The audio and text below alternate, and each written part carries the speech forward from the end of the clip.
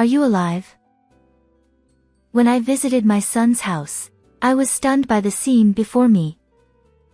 I exclaimed as I stood in my son's house, confronted by a shocking scene. There, in the living room, was my missing 5-year-old grandchild, chained and emaciated. Empty bread bags and discarded plastic bottles littered the room. In my haste, I rushed to give him water, but he urgently protested, "Give it to my sister first." "Your sister? Who is she?" I asked, bewildered. Then, from a corner of the room, I heard the feeble cries of an infant. The shocking truth soon became clear. I resolved to thoroughly punish the person responsible for putting my grandchild through such an ordeal. "Do you want to lend me money again?" I let out an exasperated voice toward my son on the phone. Sigh. It has been 3 years since my husband passed away when I was 62. Since then, I've been living alone. I worked for many years, and my husband left me with a substantial inheritance, so I haven't faced financial difficulties. However, my main concern now is my son, Thomas, who has already moved out. He has always been careless, even after becoming a working adult. He brought work-related items home, overslept, and consistently displayed poor work ethics. His job history was marked by frequent job changes, and he occasionally asked me for financial help. Despite feeling disappointed in my own son, the bond of family ties prevented me from completely giving up on him. One day, out of the blue, Thomas came to our house with a woman. "Mom, I'm going to marry this girl." Surprised, I greeted the young and flashy woman. "Hi, I'm Aileen." I replied, "Nice to meet you, Aileen. But getting married so suddenly, I'm surprised." Thomas chuckled while chewing gum. "Well, what can you do when you get pregnant?" Then she lightly touched her belly and said, "I'm 4 months pregnant." I was surprised but managed to say, "Congratulations," as I saw my son and his wife off. Although the order is different, pregnancy is a happy thing. I'm going to have a grandchild. But I wonder if those two can raise a child properly. I had mixed feelings. After some time, I visited Thomas and his family at their home, and I was taken aback. The interior looked as if a burglar had ransacked the place. Empty convenience store meal containers and cup noodle cups were strewn everywhere. I couldn't help but exclaim, "What on earth is this mess?" "And Aileen, are you eating properly? It's not just your body now. I bought some vegetables. Shall we cook together?" In response, my daughter-in-law, who had a slightly larger belly, twisted her face. She retorted, "Ugh. Cooking is such a hassle." As I began to say, "But you need proper nutrition," Thomas interjected sharply. "An annoying mother-in-law who nags all the time won't be like, you know. Stop picking on my wife." "I have no intention of doing that." Aileen pushed the vegetables I'd brought toward me. She added, "I really don't need this kind of thing. And please refrain from unnecessary comments. You're seriously annoying." With their fierce reproach, I had no choice but to leave quietly that day. Eventually, she gave birth, and the two of them came to show me the baby. As I looked at my grandchild wrapped in a swaddle, my face softened. How adorable. It's a boy, right? What's his name? I asked. "His name is Harry. But, Mom, you have something to give us, don't you?" Oh, yes, that's right. It's a small gift for the birth. I handed over an envelope. Aileen swiftly snatched it and checked the contents. Tom, there's $1,300 in here. She exclaimed. My son grinned. Awesome. Maybe I'll go out and treat myself. I tried to tell my son and daughter-in-law to use the money for the baby, but it seemed they weren't really listening. Then my son looked at me. You know, Mom, with the baby and all, our current home is getting cramped. We're thinking of moving to your vacant house. I had just moved from the house where I lived with my husband to a reasonably priced apartment at that time. We were considering whether to sell the house or rent it out. Certainly, raising children requires money, and perhaps living in a house would allow for more relaxed parenting. With that thought in mind, I nodded. I understand. You don't have to pay rent, so you can live there. My son replied. Thanks. Should we move next month? However, Aileen, who had been listening to everything, interjected. She said to me, But please don't come to our house. I was taken aback and stammered, Huh? Thomas continued. We don't want interference, so please leave us alone. I understand, I replied. And so, I found myself only able to visit my son and daughter-in-law's house when I had urgent matters. Occasionally, I'd contact them to share food, and during those times, they reluctantly allowed me to meet Harry. But it was clear they preferred their privacy. Despite this, my grandchild was growing well, and he even started calling me Grandma.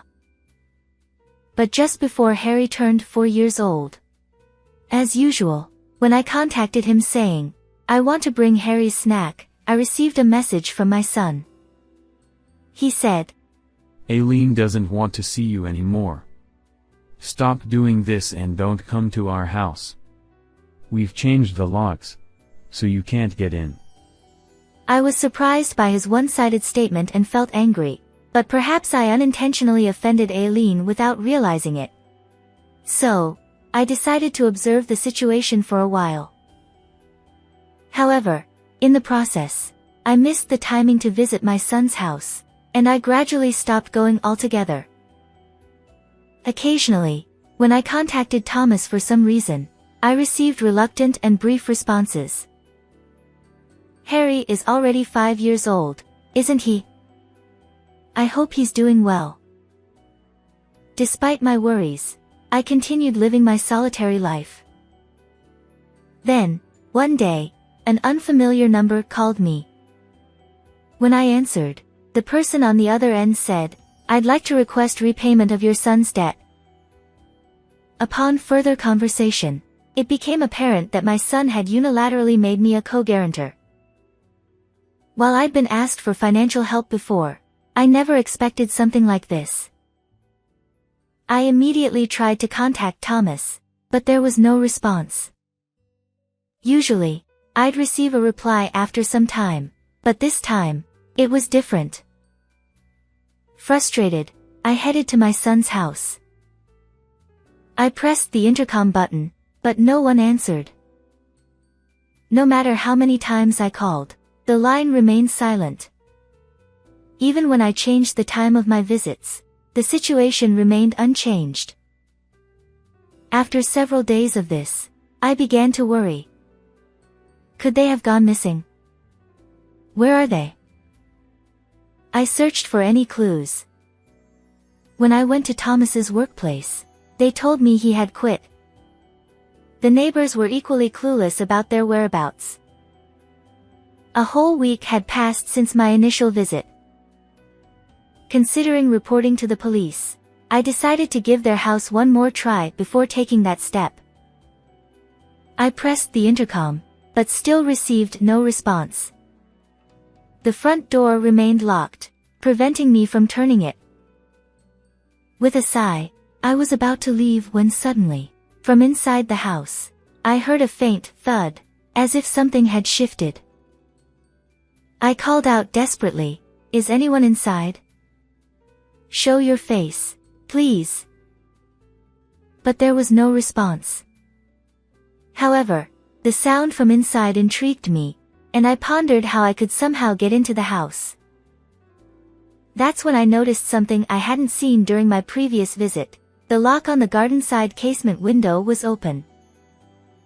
With trepidation, I entered and was met with a scene that made me scream in horror. In that situation, 5-year-old grandson Harry was crouched and chained. "Are you alive?" I exclaimed, rushing to his side. The room reeked of decay, and around Harry lay empty bread bags and scattered plastic bottles. He whispered, "Grandma? Did you come to rescue me?" "What on earth is happening here? And first, let's get you some water." I hurriedly fetched water, attempting to pass it to Harry, still bound by the chain. But then he cried out, "Give it to my sister first." "Your sister? Who's your sister?" In the next moment, I heard a feeble cry from the corner of the room, and as I turned my gaze in that direction, I accidentally dropped the cup I was holding.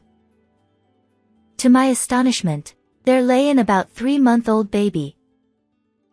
The shock of discovering this infant's existence overwhelmed me more than the distressing sight of my grandson, Harry. Both Harry and the baby appeared weakened. Desperate to help, I unfastened Harry's chain, placed him and the baby in the car, and rushed to the hospital. The examination results indicate that both individuals are suffering from malnutrition. When the doctor asked, "May I inquire about the circumstances?" I was unable to respond because I hadn't been involved with my son and daughter-in-law for some time. Harry and the baby are scheduled to be hospitalized for a few days, and subsequently, the police arrived after receiving a report from the hospital. When questioned by the police, I honestly conveyed that my son and daughter-in-law were missing.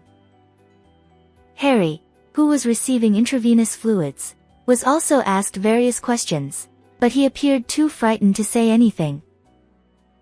After the police left, I approached my visibly calmer grandchild and asked, "Where are Mom and Dad?"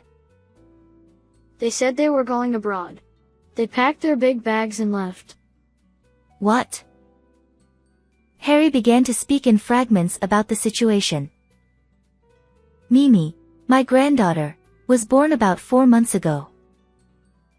Harry was taught how to prepare milk and change diapers, and he took care of her. Then, an unsettling revelation followed. Harry was told, 'We'll keep you tethered to the care of your sister, so you won't escape,' before leaving on a trip. Even if the doorbell rings, I was told not to answer." As I stood there, frozen and covering my mouth, my grandchild burst into tears. Mimi had learned to roll over, and during one of Harry's naps, she managed to venture out of his reach. My trembling grandchild confessed, "I didn't know what to do, and I was so scared." I held him tightly as tears streamed down his face. Once I confirmed that Harry was asleep, I returned to the house where my son's family lived, intending to retrieve their belongings. At that moment, I still harbored a desire to believe in Thomas and his wife.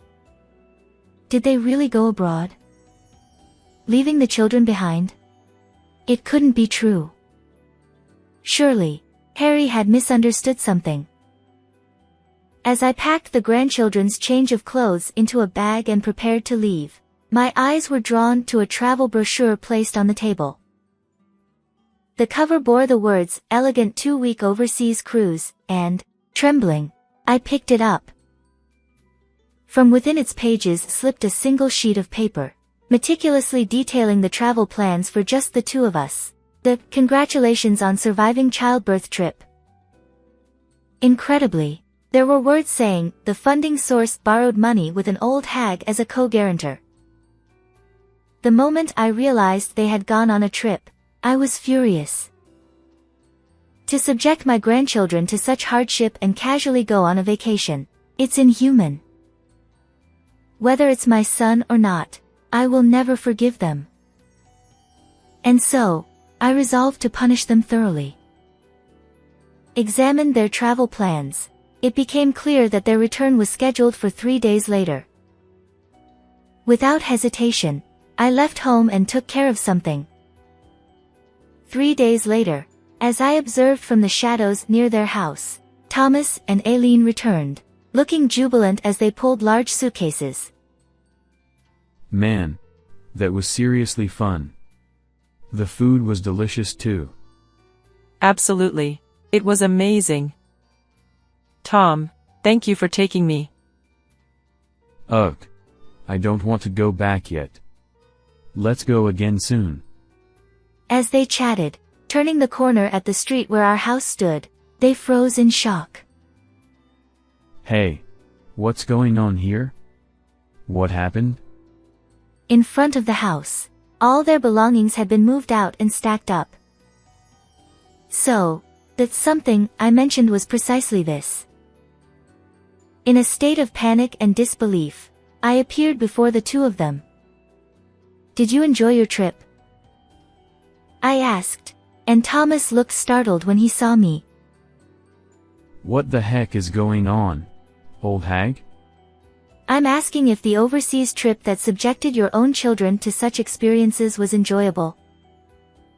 In response to my angry voice, my son and daughter-in-law momentarily flinched, but then immediately counterattacked one. Didn't we tell you not to come near our house? Did you just barge in? I sighed. If I hadn't been involuntarily made a co-guarantor, I wouldn't have gone. And when I saw that window open, I couldn't resist. Besides, this house is in my name. Is there a problem? Then, Eileen's expression changed as if she had been startled. The daughter-in-law exclaimed, Wait a minute. Where are the kids? Let us see them. To which I replied, the children are currently hospitalized. They are being taken care of at the hospital. Unexpectedly, their faces registered surprise upon hearing my answer. You left water and food for them, but the quantity was insufficient. By the time I found them, they had already run out. Given their poor nutritional state, hospitalization was inevitable, I continued. My son and daughter-in-law attempted to say something while glaring at me, but I promptly interrupted them. Furthermore, Mimi has learned to roll over and has managed to move out of Harry's reach while chained. If I hadn't found her in time, she might not have survived. As I spoke sternly, Eileen's expression clearly showed her embarrassment. However, Thomas lashed out at me. In the end, they're alive. So it's fine. But right now, it's about the house. Why are the belongings outside? Then, I declared, I have no intention of letting you, who have committed such despicable acts, live here. I've decided to put this house up for sale, so please leave. Upon hearing this, my son and daughter-in-law were shocked and began berating me. Don't be ridiculous, old hag. Such tyranny won't be tolerated. Exactly. Enough already. Return the house and the kids. At that moment, I looked directly at my son and said, Thomas, it seems I've made mistakes in raising you. You can't hold down a job, you've burdened your parent as lone guarantor, and now this. It's truly pathetic. I no longer see you as my son. Thomas, who had fallen silent, glanced sideways. This time, I turned toward his wife. Aileen, do you realize how vulnerable those children were? Having 5-year-old Harry to take care of your baby, what are you thinking? After subjecting those kids to such trauma, you have no right to call yourselves parents. the couple was rendered speechless by the scathing words. However, my son erupted in blind fury. I don't care. Let us in. This is my home. Well, even if there is a home, you won't be able to return for a while, I replied coolly. Just then, in unison, the son and daughter-in-law exclaimed, "What?"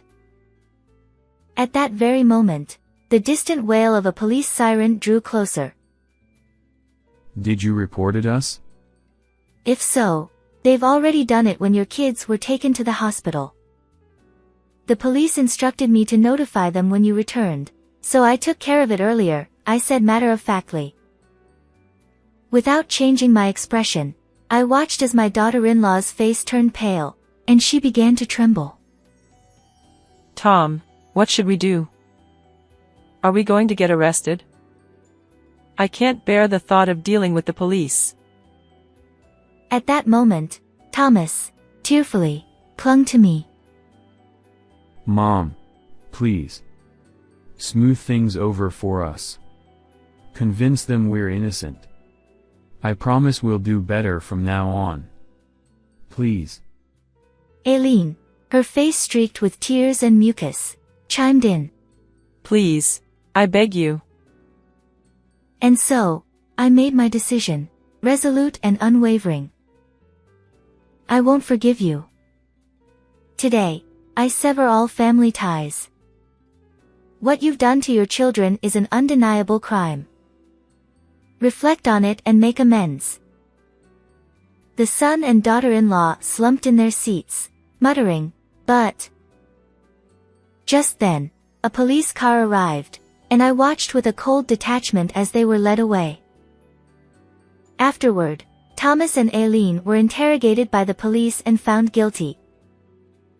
They were detained for a long time, and although they were eventually released, they had no home to return to. I took legal action and obtained custody of my 2 grandchildren. Despite opposition from my son and daughter-in-law, their behavior was called into question, and ultimately, I prevailed. Currently, they have moved far away and are living in a precarious, run-down apartment. Given the news coverage of this incident, it's unlikely they'll find stable employment in the future. Nevertheless, I harbor no sympathy for them. On the other hand, I am wholeheartedly raising my 2 grandchildren. Harry helps with household chores, and Mimi has started talking and is in her adorable phase.